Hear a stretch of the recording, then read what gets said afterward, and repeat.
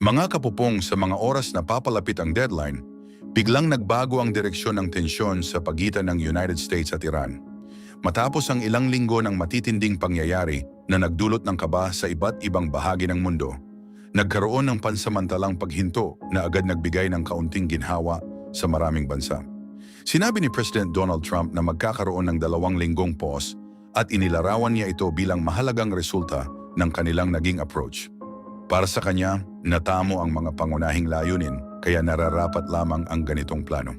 Sa kabilang panig, ipinakita rin ng Iran na handa silang sumunod sa pansamantalang kasunduan basta't walang karagdagang pressure na mararanasan. Malaki ang naging papel ng Strait of Hormuz sa buong usapin, mga kapupong. Ito ay isang critical na ruta para sa global energy supply kaya anumang pagbabago rito ay may agarang epekto sa iba't ibang bansa. Sinabi ng Iran na papayagan nila ang ligtas na pagdaan ng mga sasakyang pandagat, ngunit may kasamang kondisyon. Dahil dito, naging sentro ang lugar sa usapin ng paghinahon ng sitwasyon. Hindi naging madali ang pag-abot sa kasunduang ito. Sa likod ng mga balita, ilang bansa tulad ng Pakistan, Egypt at Turkey ang tumulong sa pagbuo ng komunikasyon sa pagitan ng dalawang panig. May nakaayos na ring pagpapatuloy ng pag-uusap sa Islamabad, kung saan inaasahang mas pag-uusapan ang mga posibleng long-term na kasunduan. Pero mga kapopong, kahit may inanunsyong pahinga, hindi agad naging ganap na kalmado ang sitwasyon. Sa ilang bahagi ng Gulf region, nanatiling alerto ang mga defense system bilang pag-iingat sa anumang posibleng mangyari. Ipinakita nito na kahit may kasunduan, nananatiling sensitibo ang kalagayan sa rehiyon. Sa mga nakaraang linggo, maraming komunidad ang naapektuhan ng sunod-sunod na pangyayari. Maraming pamilya ang nakaranas ng matinding pagbabago sa kanilang pang-araw-araw na buhay. Ang ilang infrastruktura at mahahalagang ruta ay naapektuhan din na nagdulot ng mas malawak na pagkaantala sa normal na galaw ng mga tao at serbisyo. Ramdam din ang epekto nito sa global markets, mga kapupong. Ang presyo ng oil na dati ay mabilis na tumaas dahil sa pangamba ng kakulangan sa supply ay nagsimulang bumaba matapos ang anunsyo. Ang ilang stock markets ay nagpakita rin ng pagbangon na tila ba umaasa ang mga investors na magtutuloy-tuloy ang mas mahinahong sitwasyon. Sa United States, hindi naging pare-pareho ang reaksyon ng mga leaders. May ilan na sumuporta sa naging plano, sinasabing ito ay maaaring magbukas ng mas maayos na pag-uusap. Ngunit mayroon ding nag-alala, lalo na sa direksyon ng foreign policy at kung paano hinahawakan ang ganitong klase ng tensyon. Para kay Trump, mga kapupong, malinaw ang kanyang pananaw na ito ay isang mahalagang sandali. Ngunit para sa Iran, isa rin itong patunay na kaya nilang panindigan ang kanilang mga kondisyon. Sa huli, parehong panig ay nagpakita ng sariling interpretasyon sa nangyari na lalong nagpapakita kung gaano kakomplikado ang sitwasyon.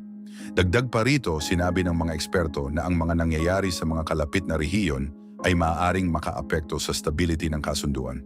Kung may ibang isyung lilitaw na hindi agad matutugunan, posibleng maapektuhan ang kasalukuyang pahinga.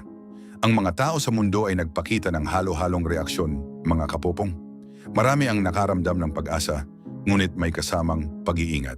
Ang panawagan ng karamihan ay ipagpatuloy ang dialogue at iwasan ang anumang aksyon na maaaring magpalala muli ng sitwasyon. Ang 2 linggong timeframe ay tinitingnan bilang mahalagang pagkakataon. Maaari itong maging daan para sa mas maayos na usapan, ngunit maaari rin itong magdulot ng panibagong tensyon kung walang konkretong resulta. Sa puntong ito, bawat araw ay mahalaga. Sa Gulf region, mga kapupong, patuloy ang pagbabantay ng mga pamahalaan. Kahit may pahinga, hindi nila inaalis ang posibilidad ng biglaang pagbabago. Ipinapakita lamang nito na ang sitwasyon ay nananatiling maselan. Para sa mga taong direktang naapektuhan, ang pansamantalang katahimikan ay isang pagkakataon upang makahinga kahit sandali. Unti-unting bumabalik ang ilang normal na gawain, ngunit may kasamang pag-aalala kung ano ang susunod na mangyayari. Mga kapupong, ang lahat ay nakasalalay sa mga darating na pag-uusap. Ang mga usaping may kinalaman sa ekonomiya, seguridad, at iba pang sensitibong bagay ay kailangang mapag-usapan ng maayos. Ang pansamantalang paghinto ay hindi pa katapusan, kundi simula pa lamang ng mas mahaba at mas masusing proseso. Sa ngayon, mga kapopong, nananatiling nakatutok ang buong mundo, umaasa na ang kasalukuyang sitwasyon ay mauuwi sa mas matibay at pangmatagalang kapayapaan. Well, mga kapopong, sunod-sunod ang mga pangyayaring kinasasangkutan ng Estados Unidos at Iran na patuloy na sinusubaybayan, hindi lang ng mga opisyal, kundi pati ng mga eksperto at mga tao sa mundo. Sa gitna ng mga ulat, lumutang ang iba't ibang isyu mula sa hindi natuloy na plano ng suporta hanggang sa isang matagumpay na rescue mission at mga patuloy na usaping diplomatic. Nagpahayag si Donald Trump ng matinding pagkadismaya kaugnay ng isang planong tumulong sana sa ilang grupo sa Iran. Ayon sa kanyang sinabi, ang mga armas na dapat ay mapunta sa mga demonstrador ay hindi nakarating sa inaasahang tatanggap. Sa halip, ito ay nailihis sa ibang direksyon. Dahil dito sinabi niyang siya ay very upset at ipinahiwatig na hindi naging maayos ang implementasyon ng nasabing plano.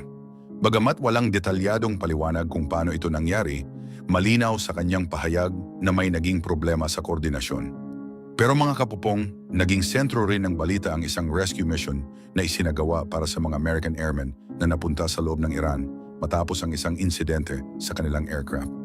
Ayon kina Defense Secretary Pete Hegseth at General Kane, naging maayos ang pagresponde ng mga puwersa upang maisagawa ang ligtas na pagsagip. Ang operasyong ito ay isinagawa sa pamamagitan ng maingat na pagpaplano at mabilis na aksyon ng mga unit na kasangkot. Ang mga nasagip ay iniulat na nasa maayos na kalagayan matapos maibalik sa ligtas na lugar.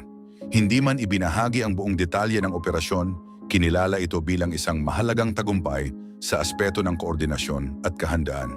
Para sa mga eksperto, ipinapakita nito kung gaano kahalaga ang training at tamang impormasyon sa ganitong klaseng sitwasyon. Well, mga kapupong, sa mga oras na nagpapatuloy ang mga kaganapang ito, hindi rin tumitigil ang diplomatic na usapan. May mga ulat na ang Iran ay naghain ng isang proposal na naglalayong mabawasan ang tensyon at mag-open ng panibagong yugto ng negosasyon. Gayunpaman, nananatiling komplikado ang sitwasyon dahil sa pagkakaiba ng pananaw ng bawat panig. Si Donald Trump ay muling nagsalita tungkol sa isang itinakdang deadline kaugnay ng usapan. Sinabi niya na ito na ang huling pagkakataon para makapagbigay ng malinaw na tugon ang kabilang panig.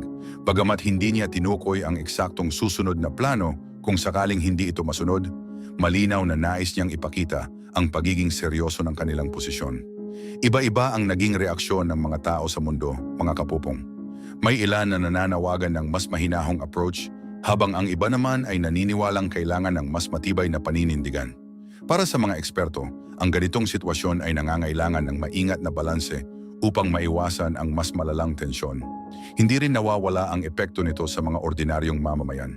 Sa mga kalapit na lugar, maraming sibilyan ang nababalot ng pangamba at patuloy na umaasa sa mga balita para sa mga bagong impormasyon. Ang mga organisasyong tumutulong sa mga tao ay nagpahayag ng pag-aalala, lalo na sa access sa pangunahing supply at serbisyo.